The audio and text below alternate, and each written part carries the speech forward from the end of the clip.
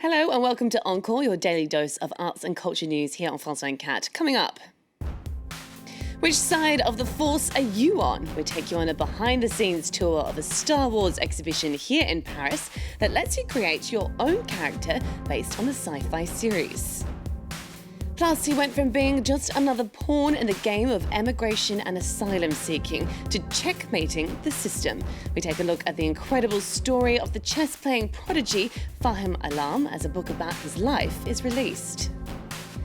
And drawing diplomacy. Find out how a graphic novel depicting the vetoed resolutions, verbal ping-pong matches and deadlock over the Syrian conflict is being received at the United Nations.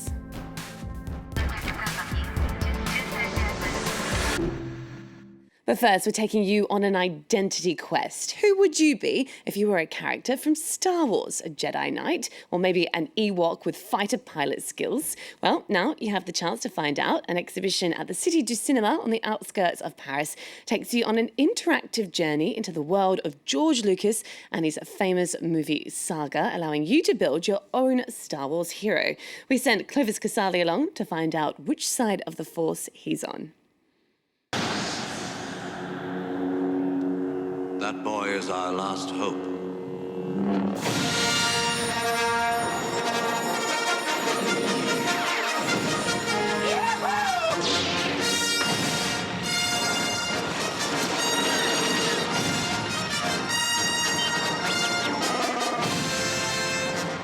As soon as you hear that music with those signature notes, you know you're in the world of Star Wars. The first film of the series was released nearly 4 decades ago, and now parents pass along to their children their love for Star Wars. With this exhibition, anyone can immerse into this unique universe, but may the Force be with you.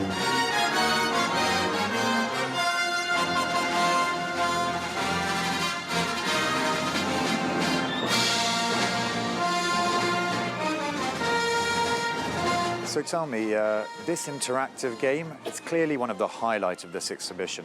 Definitely, this is one of the highlights of the exhibition. As you see, if you put your interactive bracelet, you're going to be able to choose and answer a few questions that's going to help you to create your own creature. You don't become one of the characters of Star Wars. You create your own character. Usually, which character do people end up with? The adults prefer to stay human and stay on the light side of the Force. Which is funnier is the kids who really decide to be Ewok or whatever and really become dark.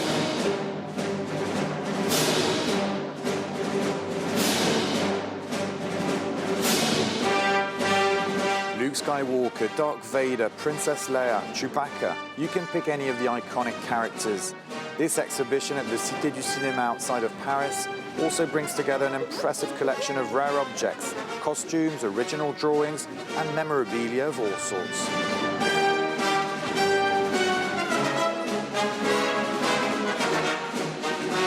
Star Wars just doesn't age. It's still as popular nowadays than it was years ago. It's really special. It's the first space opera where people can really feel that they are part of it. You get the chance to really be able to put yourself at the place of the alien, which was really new. The alien had character like a regular human being. And it's funny because that's the kind of thing that we had never seen before in science fiction movie.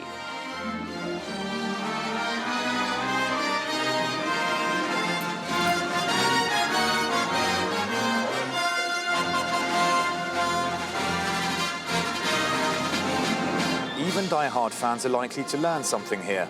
For instance, did you know that George Lucas asked his team to design Master Yoda's eyes based on those of the most intelligent man he could think of?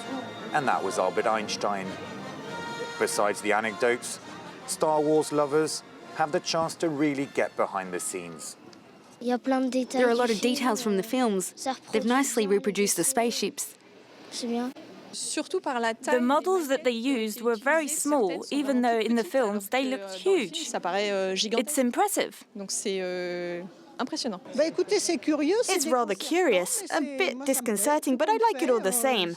I admire the creator's imagination. I like their system for creating identity like in the films. It's nice, it's a good idea. Bonne idée.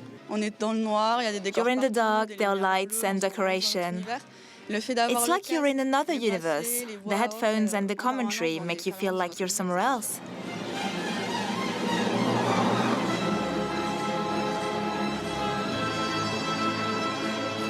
After 6 episodes, a 7th Star Wars film is in preparation. It will be directed by J.J. Abrams, the creator of the TV show Lost, and he's expected to turn up at this exhibition to find a little inspiration.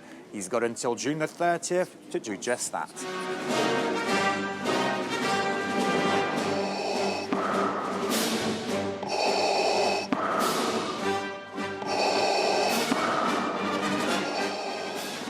Clovis Casali reporting there. Well, next to the incredible success story of a boy genius. When Bangladeshi-born Fahim Alam arrived in France at the age of 7, he was just another pawn in the game of emigration and asylum seeking. But he made headlines 2 years ago when he saved his father from deportation after winning a national chess championship. Now, his incredible story is being told in a new book called The Illegal King. Yuka Roya has more. Fahim Alam is no ordinary teen. He's one of the best chess players of his generation. And at 13, he already has quite a life story behind him. For 4 years, he lived in hiding, fearing deportation, until one remarkable event shot him to fame. This trophy changed my life. After I won the French championship, we got papers. Fahim left his native Bangladesh when he was 8 years old. His father was a member of the political opposition and was receiving threats.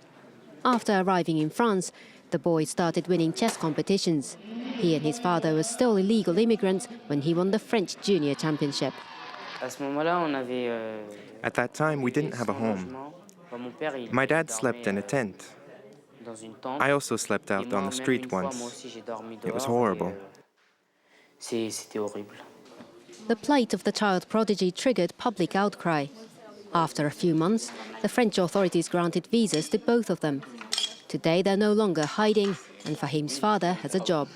I hope he becomes a big champion one day, and that his success lets people know what he's gone through. Fahim is now training for the upcoming French National Chess Championship in April. His next goal, to obtain French nationality. In the meantime, a memoir of the teenage chess king has just been released.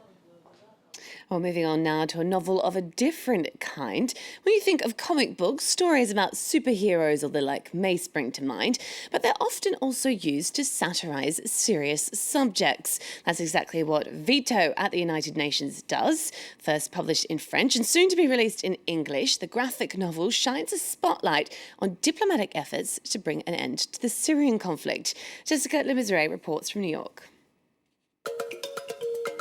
It's a novel idea, a comic book about the United Nations, or more precisely, about its failure to mediate an end to the war in Syria. French journalist Karim Lebourg moved to New York shortly before the conflict began. After more than 100 Security Council meetings and countless questions at the press stakeout, Karim decided the best way to tell the story was in a graphic novel. So he teamed up with 2 French illustrators. At the UN, most of the things happen behind the scene. So it's a close consultation of the Security Council, like here. It's diplomats speaking off the record in the corridors of the UN. In a graphic novel like this one, it's much, much easier to actually recreate the scene. This peek behind the scenes reveals verbal ping-pong matches and some colourful language. Today, the topic of conversation in the corridors of the Security Council is Karim's comic book. The Syrian and French ambassadors are curious to see how they're portrayed. Oh no, that doesn't look like me at all. Perhaps it's for the best. So you don't think the comic book is making light of a serious subject, do you? No, not at all, because it's very serious at times, and you also show the suffering of the Syrian people. And when you ridicule diplomats, well, they deserve it, but I don't think they are ridiculous. They're doing their best. The graphic novel depicts a diplomatic game of chess with terrible and tragic consequences. Is the UN to blame? Has the Secretary-General's brand of quiet diplomacy failed? Some of the depictions, from our point of view, are going a little bit over the top, but that is a way of introducing the story and making it interesting. Think about the fact that the UN is the only institution worldwide that looks after nearly 10 million refugees or internally displaced Syrians. Will those in favour of the draft resolution contained in document... There have been some rare moments of unity on Syria at the UN, a humanitarian resolution this year and a resolution last autumn calling on the Syrian government to destroy its arsenal of chemical weapons. But despite diplomats' efforts to stop the conflict, on the ground in Syria, the violence continues. We're going to finish now with some more images that depict a different side of the Syrian conflict. Far from the war-torn scenes we're bombarded with in the media these days, photographer Alan Homsey is taking us back to the historic beauty of the country before the fighting began. The pictures are currently on display at the Maison d'Europe et Orient here in Paris, and all proceeds from the sales go to victims of the war. We're going to leave you now with some of those images. Enjoy and see you for more culture news soon.